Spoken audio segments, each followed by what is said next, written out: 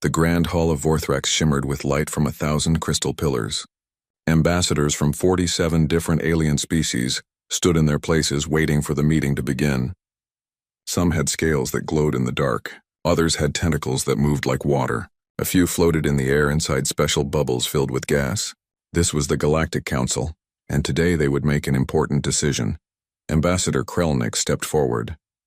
He was from the Zhirtari species, tall and thin with skin like blue glass. His species had been traveling through space for over 50,000 years. They thought they knew everything about war and peace. He carried a data tablet that glowed with information about a small planet called Earth. Krelnik spoke in a voice that echoed through the hall. "The humans have broken our laws 23 times," he said. "They refuse to follow council rules. They expand their ships into zones we told them to avoid. They steal our technology and use it without permission. They are primitive and dangerous." The council members nodded. They had all read the reports. Humans had only been traveling in space for 312 years. That was nothing compared to the ancient species in the council. Some council members had been exploring the galaxy for 200,000 years. To them, humans were like children playing with fire. "The humans don't even have proper shield technology," said General Vosrek, a military leader from the Kellic species. His forearms crossed over his chest as he laughed. "They still use kinetic weapons, bullets and missiles. How primitive. We stopped using those weapons 50,000 years ago." Other council members shared their opinions. "The humans have no telepathic abilities. They cannot link their minds together. Each human thinks only for himself. They have no unity. They fight among themselves. How can such a divided species be a threat?" Krelnik showed images on the large screens around the hall. These were pictures of Earth's military forces. The council members saw old warships, maybe 200 of them. They saw defense platforms around Earth's moon. They saw ground bases with railguns pointing at the sky. It all looked weak and outdated. "Our computer models show that humans can be defeated in less than 1 week," said Krelnik. "We estimate their entire defense force has maybe 4 million soldiers. We have 4 billion in our combined forces. The odds are 1,000 to 1 in our favor." The vote was called. Should the council send a fleet to force humanity to surrender? One by one, all 47 species voted yes. Not a single voice spoke against it. They called it a proportional response. They called it a remedial military action. They made it sound simple and clean. The council decided to send 9,700 ships. This was called Annexation Fleet Alpha. It would carry 4.2 million soldiers from different species. General Vosrek would command the fleet. This would be his 34th annexation. He had done this kind of mission many times before. It always ended the same way. The primitive species would see the fleet, realize they could not win, and surrender without fighting. "We will give them 72 hours to surrender," said Vosrek. "If they refuse, we will disable their weapons and occupy their planet. Minimal casualties. Standard procedure. We will be done in time for the Festival of Stars." The council members celebrated. They talked about how they would divide Earth's resources. The planet had rare minerals. It had water. It had a perfect location near important trade routes. Different species argued about who would get the best mining rights. Far away from Vorthrax on a space station orbiting Earth's moon, General Sarah Chen sat in a dark command center. She was the UN Defense Coordinator. Her job was to protect humanity from threats. She had just received the Council's message. It appeared on her screen in glowing letters. "Surrender in 72 hours or face military action." Chen was 53 years old. She had gray hair pulled back tight. Her face showed no emotion as she read the message 3 times. Around her, junior officers waited nervously. They had all heard rumors about the Council's power. Everyone knew that the Council had never lost a war. General Chen touched a button on her desk. A red light turned on. This activated something called Protocol Thermopylae. It was humanity's secret defense plan. Only 12 people in the entire human government knew about it. The plan had been created 80 years ago, when humans first made contact with Council scouts. "What are your orders, General?" asked a young lieutenant. Chen stood up and walked to a large window. She could see Earth below, blue and green and beautiful. She could see the moon stations. She could see the defense platforms that everyone thought were humanity's only weapons. She allowed herself a small, cold smile. "Send them our response," Chen said. "Tell them we refuse their demands. Tell them to withdraw immediately. And then activate all hidden assets. It's time to show them what humans really are. Meanwhile, General Vosrek stood on the bridge of his flagship, a massive vessel called the Star of Dominion. Around him in space floated 9,699 other warships. They were organized in perfect formation. Each ship gleamed with advanced technology. Their weapons could destroy planets. Their shields could stop any known attack. The fleet prepared to jump to hyperspace. The destination was Earth's moon. Vosrek had chosen this position because it would be intimidating. The humans would look up and see nearly 10,000 alien warships blocking out the stars. They would understand that resistance was impossible. Set coordinates for the Luna orbit, Vosrek commanded. Standard intimidation formation. Prepare surrender broadcast in all human languages. His officers obeyed quickly. They had done this many times. They knew the routine. Jump to the target system. Show overwhelming force. Broadcast demands. Wait for surrender. Occupy the planet. Celebrate victory. It was all very predictable. Vosrek thought about his promotion. After this easy victory, he would probably become a fleet marshal. He might even get a seat on the council itself. He imagined the ceremony, the medals, the respect from other species. Hyperspace jump in 10 seconds, announced the navigation officer. Vosrek watched the countdown. He felt bored. This would be quick and simple. The humans were outmatched in every way. They had no chance. In 1 week, maybe less, this would all be over. The Galactic Council would add another primitive species to its empire. Everything would continue as it always had. The countdown reached 0. Space twisted and bent. The 9,700 ships disappeared from Council space in a flash of light. They were going to Earth. They expected an easy victory. They expected fear and surrender. They had no idea what was waiting for them. They did not know that humans had been preparing for this moment for 80 years. They did not know that everything they had seen about human defenses was a lie. They did not know that humans never fought fair. And they did not know the most important thing about humanity. When humans are backed into a corner, when their home is threatened, when their children are in danger, they become something terrifying. Back on Luna Station, General Chen watched the sensors. She knew the alien fleet would arrive in less than an hour. She knew what would happen next. She had planned for this day her entire career. She touched another button on her console. All across the solar system, hidden weapons came online. Stealth ships that had been waiting in silence for years suddenly activated. Weapon platforms hidden in asteroids powered up. Defense systems buried on moons and planets armed themselves. Humanity's real military force, 100 times larger than the Council estimated, prepared for war. Chen spoke quietly into her communication device.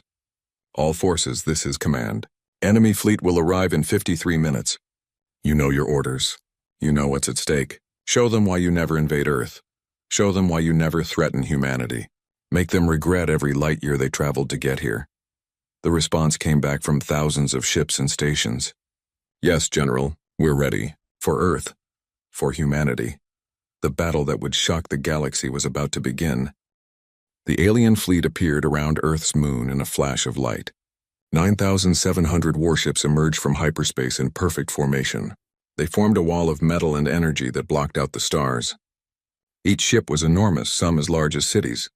Their weapons glowed with power. Their shields shimmered in space. On the bridge of the Star of Dominion, General Vosrek smiled with satisfaction. The formation was perfect. Every ship was exactly where it should be. The humans would be able to see the fleet from their planet. They would count the ships and realize they had no hope. Open a channel to Earth, Vosrek commanded. All frequencies. I want every human to hear this message. The communication officer nodded and pressed several buttons. A green light indicated that the broadcast was active. Vosrek cleared his throat and began to speak. His words were automatically translated into all human languages. People of Earth, this is General Vosrek of the Galactic Council Fleet. You are surrounded by 9,700 warships. Your defenses are inadequate. Your weapons are primitive. Resistance is impossible. You have 1 hour to broadcast your unconditional surrender. If you refuse, we will disable your weapons and occupy your planet. This is your only warning. Vosrek ended the transmission. He expected a quick response. Usually, primitive species surrendered within minutes of seeing a council fleet. Fear was a powerful weapon. The sight of so many advanced warships made resistance seem foolish. But 3 hours passed. The humans sent only one message. It came from General Sarah Chen at Luna Station. The message was short and simple.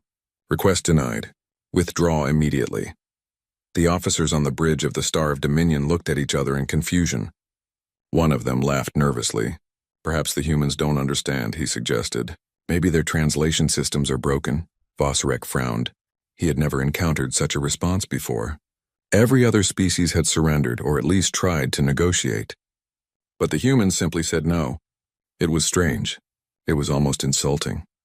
They're bluffing, Vosrek decided. Prepare to demonstrate our power. Target one of their orbital platforms. Destroy it. That will show them we're serious. But before the weapons officer could lock onto a target, something happened. The Council fleet's sensors began to scream warnings. Ships detected movement all around them. Energy signatures appeared on the scanners. Hundreds of them. Then thousands. What is that? Vosrek demanded, staring at his screens. Unknown contacts, sir, the sensor officer reported, his voice shaking. They're all around us. They just appeared. I don't understand how they got so close without being detected. The truth was simple but terrible. Humanity had been lying for 80 years. Ever since first contact with Council scouts, humans had been preparing for this exact moment. They had studied every Council species. They had learned about Council weapons, Council tactics, Council psychology, and they had built weapons that the Council had never imagined. The ships appearing around the Council fleet were human stealth vessels. They used quantum technology to remain invisible to normal sensors. They had been hiding in the asteroid belt in the rings of Saturn, even under the surface of the moon. Some had been in position for years, waiting silently.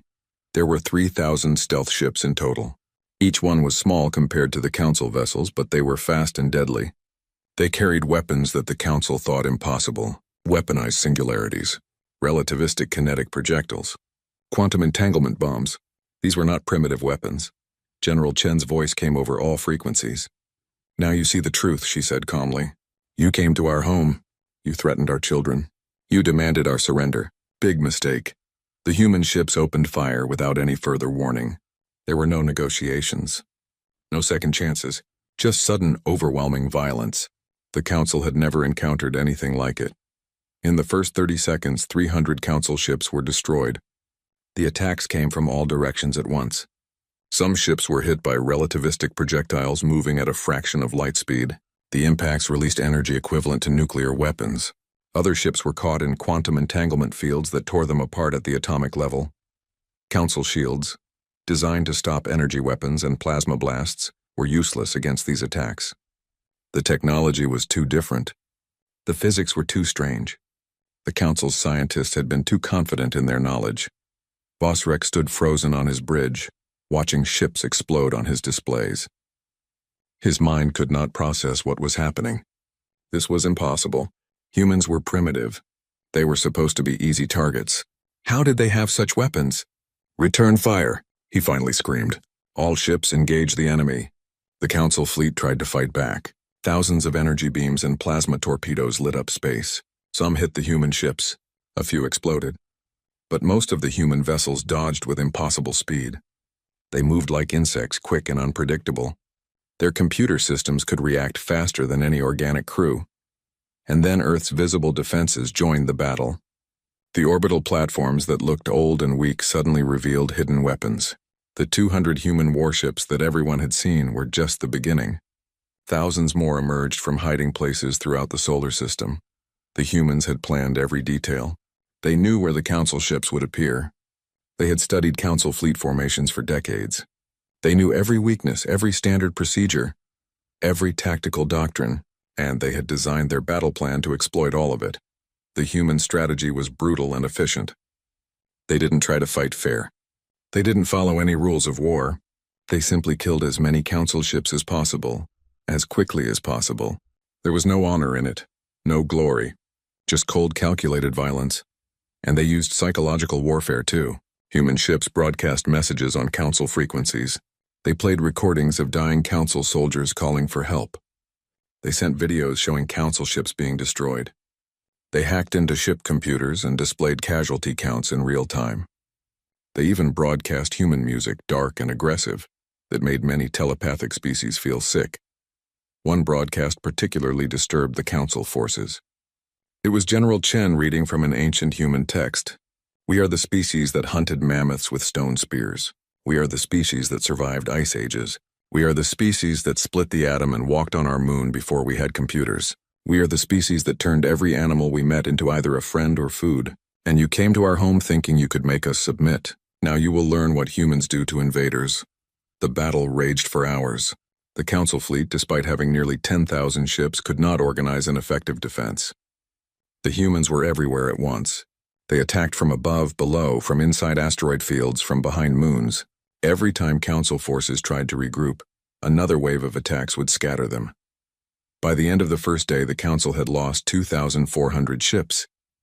Human losses were 47 ships and multiple defense platforms. The exchange rate was horrifying. For every human ship destroyed, the Council lost 50. Vosrek sent a desperate message back to the Council. Request immediate reinforcements. Enemy capabilities vastly exceed estimates, suffering heavy casualties. Cannot achieve objectives with current forces. The Council's response came 8 hours later. Reinforcements are not available. All other forces are committed to different sectors. You must complete the mission with existing resources. Failure is not acceptable. Vosrek read the message 3 times. He felt something he had never experienced in his 33 previous annexations. He felt fear, real cold fear. The humans were not going to surrender. They were not going to negotiate. They were going to fight until either the Council fleet was destroyed or Earth was destroyed. And for the first time in his career, Vosrek was not sure which outcome would happen. On Luna Station, General Chen watched the battle reports with no expression on her face. Her staff celebrated each victory, but she remained calm. She knew this was just the beginning. The Council fleet still had over 7,000 ships. The battle would continue for days, maybe weeks. Many humans would die. Many Council soldiers would die. But she had no doubt about the outcome. A young officer approached her desk. "General, why did we let them think we were weak? Why did we hide our true capabilities for so long?" Chen looked at the officer. "Because the best weapon is surprise," she said. "Because predators are most dangerous when their prey thinks they're safe. We studied them for 80 years. We learned everything about them. But they learned nothing about us except what we wanted them to learn. Now they're paying the price for their arrogance." She turned back to her screens. "Send orders to all fleet commanders. No mercy, no quarter. Every ship that came to invade Earth must be destroyed or driven away. Make the survivors tell the galaxy what happens when you threaten humanity." The battle continued into the night and the next day and the day after that. The Council fleet was being ground down, ship by ship, soldier by soldier. And the worst part for them was that the humans never stopped. They fought in shifts, always fresh, always aggressive. They hunted Council ships through debris fields and asteroid belts. They gave the aliens no rest, no time to repair, no chance to escape. 1 week had passed since the Council fleet arrived at Earth. What was supposed to be a quick victory had become a nightmare. General Vosrek sat alone in his command chair, staring at reports that made no sense. His fleet had been reduced to 3,800 ships. More than half his forces were gone, dead or scattered or simply disappeared. The humans continued their relentless attacks. They never stopped. When Council forces tried to rest or repair, human ships would appear and attack again. When Council ships tried to retreat to safe distances, the humans followed them. There was no escape, no relief, just constant grinding warfare. The different species in the Council fleet began to break apart. The Mindari, who were telepathic, suffered the worst. They could feel the emotions of dying soldiers. They could sense the fear spreading through the fleet. Some of them went insane from the psychological pressure. They had to be sedated or locked in their quarters. The Kelix warriors, proud and honor-bound, refused to retreat even when ordered. They believed that running from battle was shameful. Many of them died making heroic last stands that achieved nothing. Their four-armed bodies floated in space alongside their destroyed ships. The crystalline Jatari, who prided themselves on logic and calculation, ran probability models constantly. Every model showed the same result. The Council fleet would be destroyed if they stayed. But the Council ordered them to continue fighting. Logic said retreat. Orders said attack. The contradiction caused conflicts in their thinking. The humans exploited every weakness. They had studied each species carefully. They knew which ones were telepathic and bombarded them with horrifying thoughts. They knew which ones valued honor and trapped them in situations where honor demanded suicide. They knew which ones relied on logic and created scenarios that had no logical solution. Human psychological warfare reached new levels of cruelty. They broadcast fake distress calls from council ships, drawing rescue vessels into ambushes. They hacked into council computers and displayed messages from loved ones back home, making soldiers homesick and depressed. They even created false intelligence reports that made different council species distrust each other. One transmission particularly disturbed the council forces. It was a recording of human children singing. The song was called Ring Around the Rosie. It sounded innocent and sweet. But the humans explained that it was about a plague that killed millions of humans centuries ago. Children sang about death and disease as a game. What kind of species does that? The council soldiers asked each other. The humans also used guerrilla tactics in space. They would hide inside debris fields and wait for council ships to pass by. Then they would attack from behind, destroying engines and leaving ships helpless. They used false retreats to draw council forces into traps. They pretended to be damaged and called for help, then ambushed the rescue ships. Every battle felt like fighting ghosts. The humans would appear suddenly, attack viciously, then disappear before the council could respond effectively. Their stealth technology was far superior to anything the council possessed. Their computers calculated trajectories and probabilities faster than organic minds could comprehend. But the most disturbing thing was the humans themselves. Council soldiers who survived encounters with human ships reported strange things. The humans never tried to communicate during battle. They never offered mercy. They never accepted surrender. They just fought with cold mechanical efficiency, like machines, like predators who had found prey. One council officer, a Jurtari named Quelix, managed to hack into a human communication channel during a battle. What he heard changed his understanding of humanity forever. The humans were not silent because they were emotionless.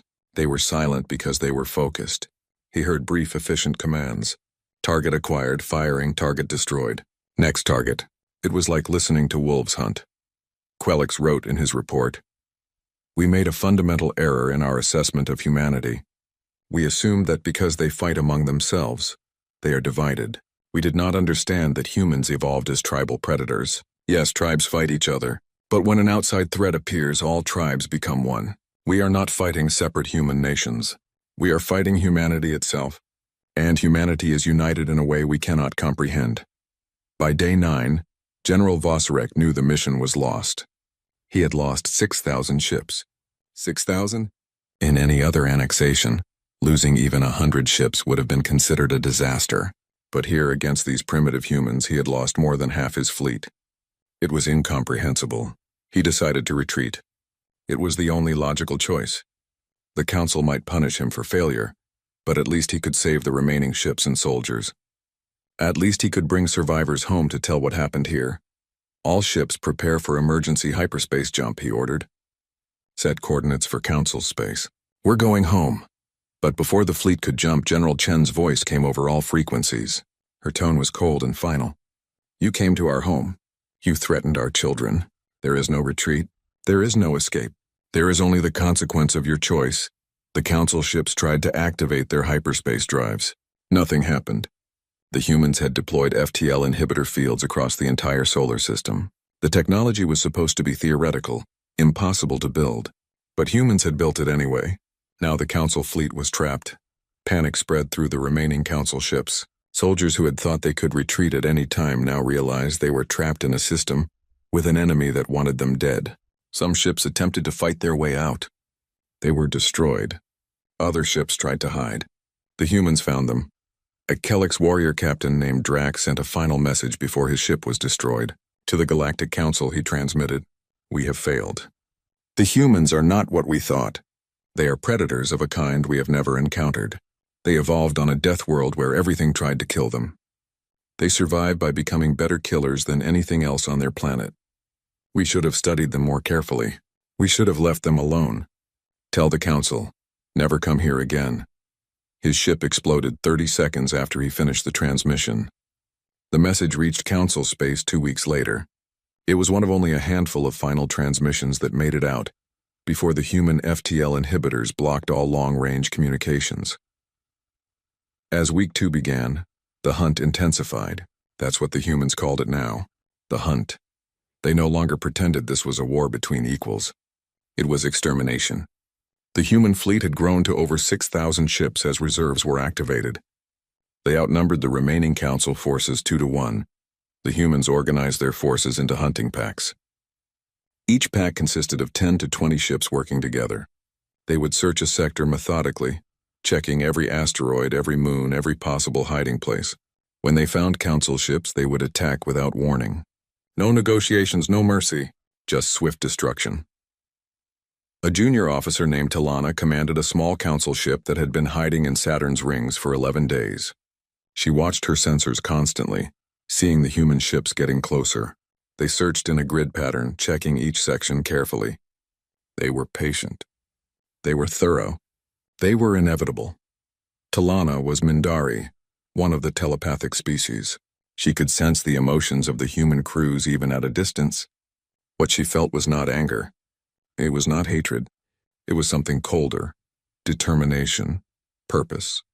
The humans felt they were doing something necessary, like farmers clearing pests from a field. That terrified her more than anger would have.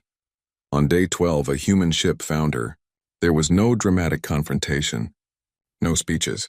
The human ship simply appeared, scanned her vessel, and fired. Talana had 3 seconds to send a final thought to her family across the galaxy before her ship exploded. By the end of week 2, fewer than 800 Council ships remained. Most of these were trying to hide or were too damaged to fight effectively. General Vosrek was dead. His flagship had been destroyed by a coordinated attack from 20 human ships. The command structure of the Council fleet had collapsed completely. Acting Commander Jalis, a Jutari who had survived by keeping her ship hidden in the shadow of Jupiter, tried to organize the survivors. She sent coded messages to other Council ships. "We must coordinate a breakout attempt," she told them. "If we all jump to hyperspace at the same moment, some of us might escape before the inhibitor fields can stop us." It was a desperate plan, but it was the only plan left. 400 ships agreed to try. They set a countdown.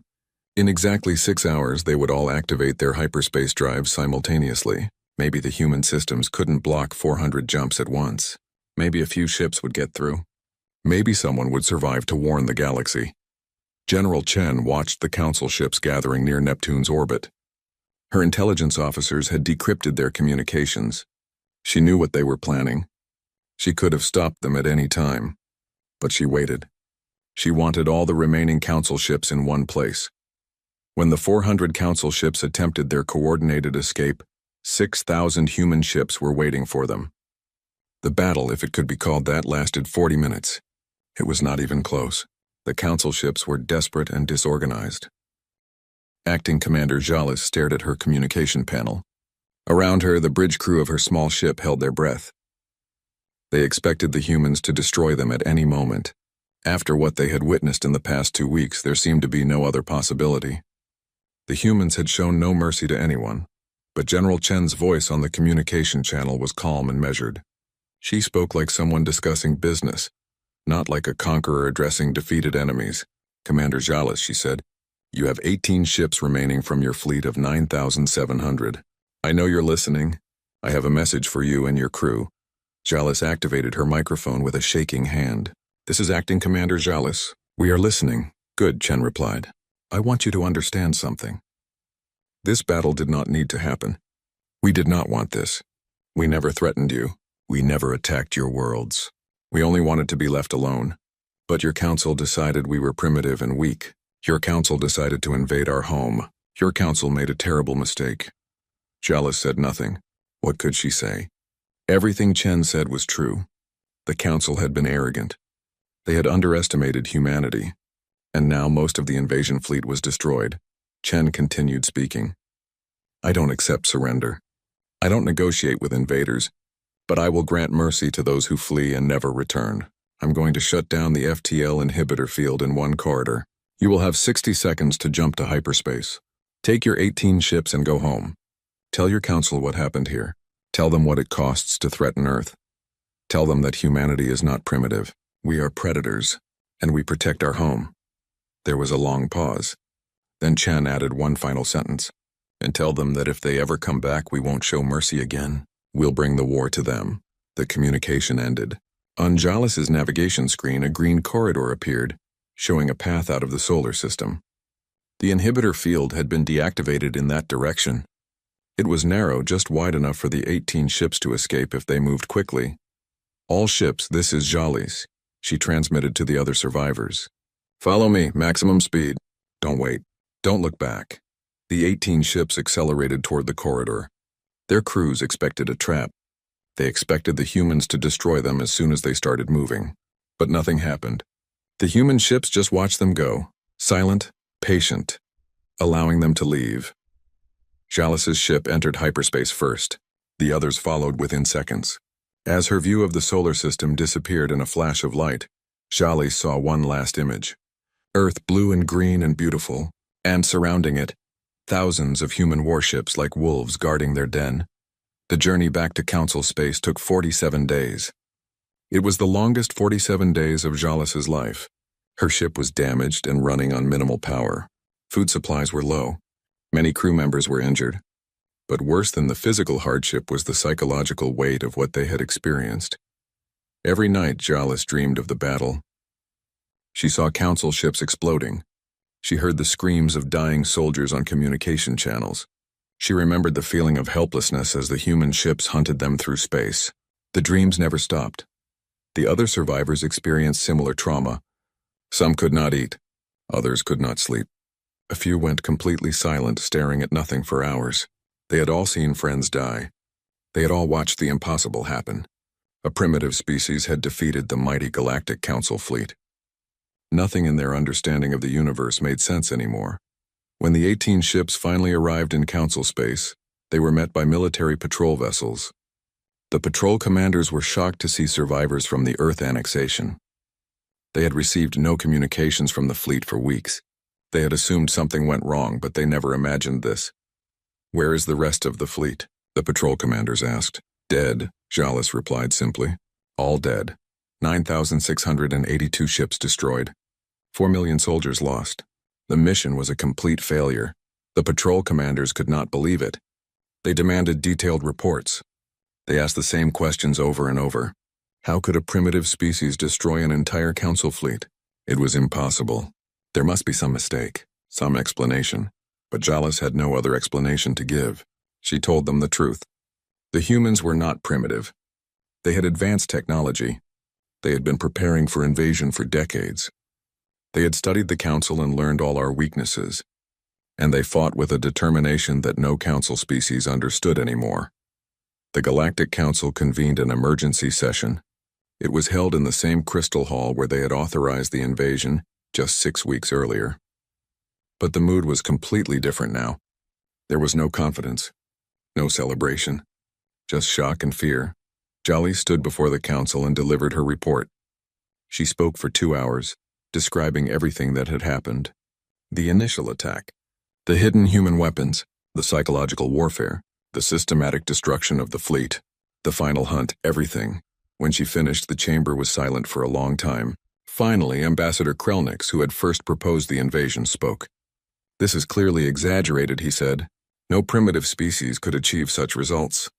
The commander must be incompetent or lying to cover her own failures." Jalis felt anger rise in her chest. She had watched thousands of soldiers die. She had barely escaped with her life. And now this bureaucrat, safe in his crystal hall, dared to call her a liar? "I have recordings," she said coldly. "Battle footage, sensor data, final transmissions from dying ships. I can show you exactly what happened. And when you watch it, remember that this disaster happened because you refused to believe that humans could be dangerous. Because you thought primitives were easy to conquer. Because you were too arrogant to see the truth." She activated her datapad. The screens around the chamber came to life with images from the battle. Council members watched in growing horror as human weapons tore through their ships. They saw the quantum explosions. They saw the relativistic impacts. They heard the screams of dying soldiers. They witnessed the methodical destruction of ship after ship. One recording particularly affected the Council. It was from a Kelix warrior captain named Drax, moments before his death. His final message played for everyone to hear. "Tell the Council never come here again," his voice said. Then his ship exploded and the recording ended. When the presentations ended, chaos broke out in the council chamber. 12 species demanded immediate retaliation. They wanted to gather all council forces, maybe 100,000 ships, and destroy Earth completely. They wanted revenge. They wanted to show humanity that the council could not be defeated, but other species urged caution. They pointed out that humanity had just demonstrated it could defeat superior numbers with superior tactics. If 9,700 ships failed, what made anyone think 100,000 would succeed? The humans would have time to prepare. They would study the new fleet. They would find new weaknesses to exploit. And there was another consideration. General Chen's final message. Jalis played that recording too. "We'll bring the war to them," Chen had said. The implication was clear. If the Council attacked Earth again, humanity would not just defend. They would attack Council worlds.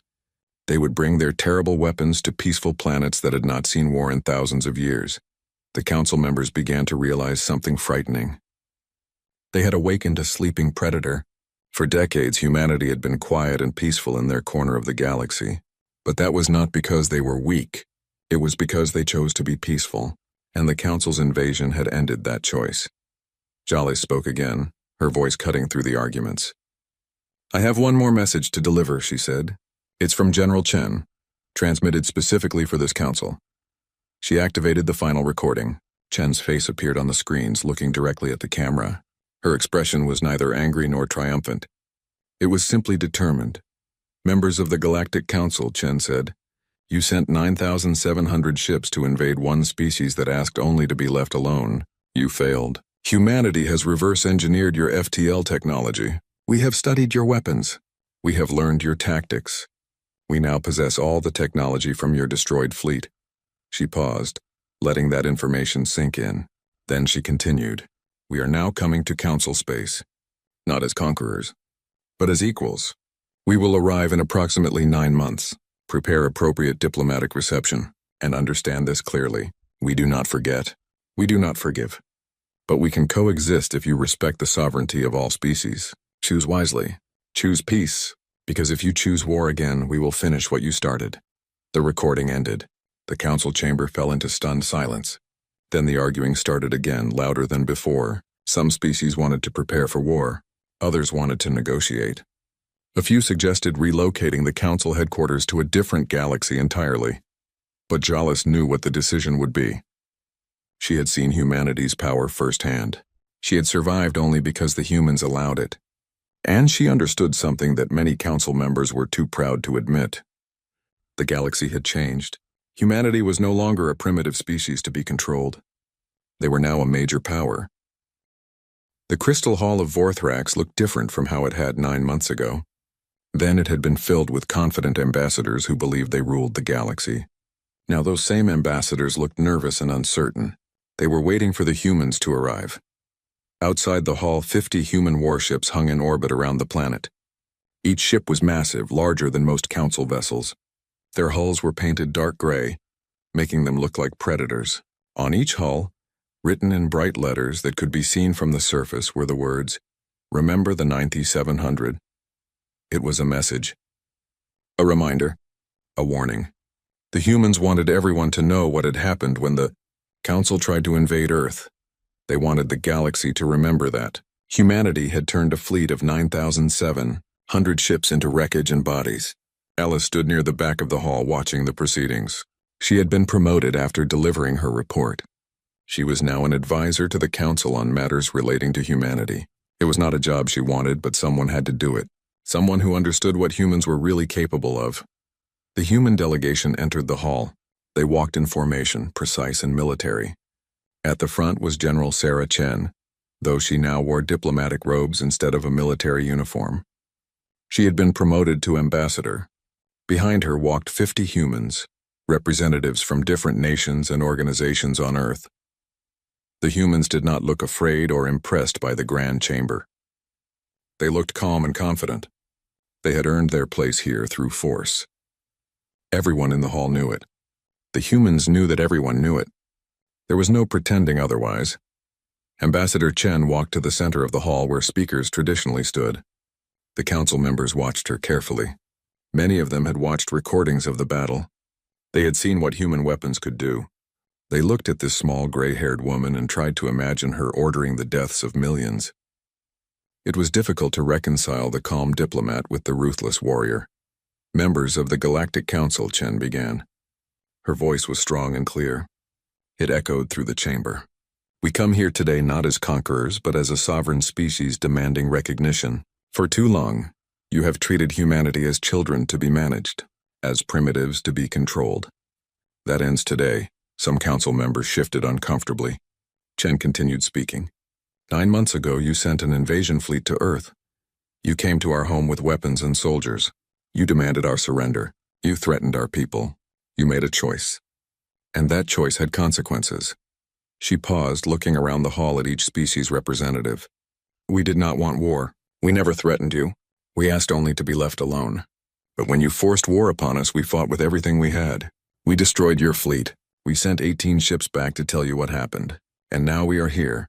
Ambassador Krelnix, the Jirtari who had first proposed the invasion, stood up. He looked much older than he had 9 months ago. The disaster had affected him deeply. "Ambassador Chen," he said quietly, "the Council acknowledges our error. We underestimated your species. We were arrogant and foolish. We paid a terrible price for that arrogance. Many Council members lost friends and family in the battle. We ask for your understanding." Chen's expression did not change. "Understanding?" she repeated. "You want understanding? Let me tell you what I understand. I understand that you made your decision based on incomplete information. You saw what we wanted you to see. You underestimated us because we let you underestimate us. That was our strategy, and it worked perfectly." She walked closer to the council members. "But here's what you need to understand about humanity. We are not like you. We did not evolve on peaceful worlds with gentle climates. We evolved on a death world, a planet that tried to kill us every single day. Ice ages, predators, disease, starvation. Our entire history is a story of survival against impossible odds." Chen's voice grew harder. "You species have been traveling in space for hundreds of thousands of years. You've known peace for so long that you've forgotten what real war is. You've become soft, comfortable. You think war is something civilized with rules and limits. But humans remember what war really is. War is survival. War is doing whatever it takes to protect your home and your people." A Kelix representative stood up, his forearms crossed. "Are you threatening us, Ambassador?" he asked carefully. Chen turned to look at him. "No," she said simply. "I'm explaining reality. Humanity does not want war. We do not want to conquer. We do not want to rule over others. We want to be left alone to live our lives in peace. But if you threaten us again, if you attack our worlds, if you endanger our people, we will respond with overwhelming force. That's not a threat. That's a promise." She looked back at the assembled council. "We're here to establish diplomatic relations. We're here to trade, to share knowledge, to cooperate on mutual interests. But we're also here to make something absolutely clear. Earth sovereignty is non-negotiable. Human rights are non-negotiable. And if any species in this council ever threatens humanity again, we will not show the mercy we showed to your 18 surviving ships." The hall was completely silent. Every council member understood the implications. The humans were offering peace, but it was peace backed by the threat of terrible violence. It was not the kind of peace the council was used to, but it was honest, direct. And after seeing what happened to their invasion fleet, no one could doubt that humanity meant every word. A Mindari representative, a telepathic species, spoke next. Her voice was soft and sad. "Ambassador Chen, we have studied the reports from the battle. We have tried to understand humanity's mindset. Many of us find it disturbing. You fight with such determination, such ruthlessness. You show no mercy to your enemies. How can we trust a species that is so violent?" Chen considered the question carefully.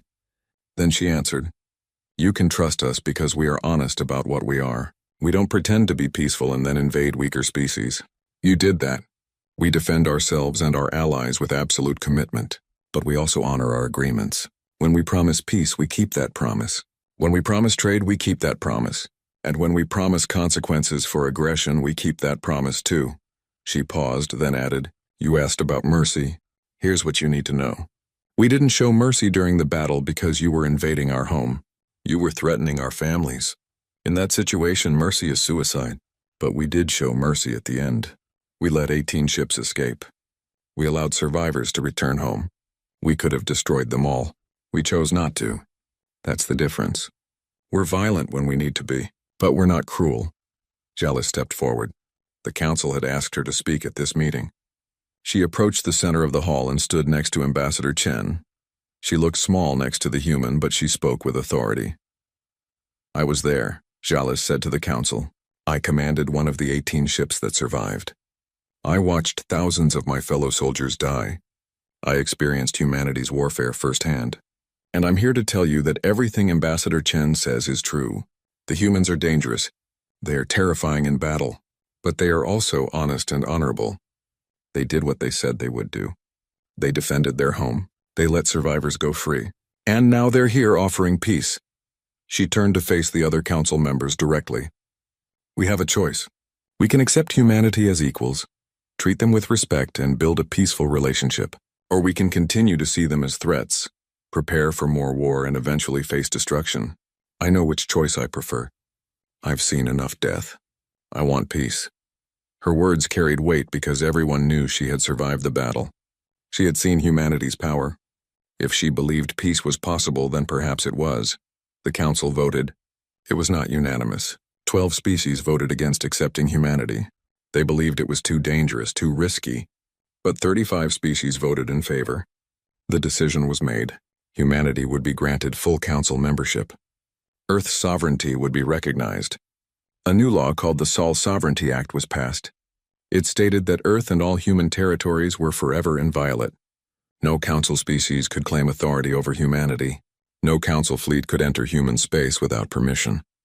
When the vote was announced, Chen nodded respectfully.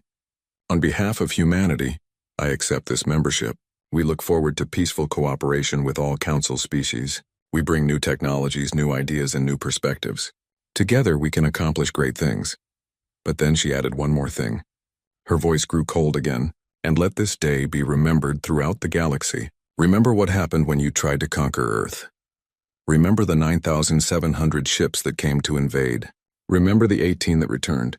Remember that humanity fights like cornered predators when threatened. Remember, and never make the mistake of threatening us again. The ceremony ended. The human delegation left the hall and returned to their ships.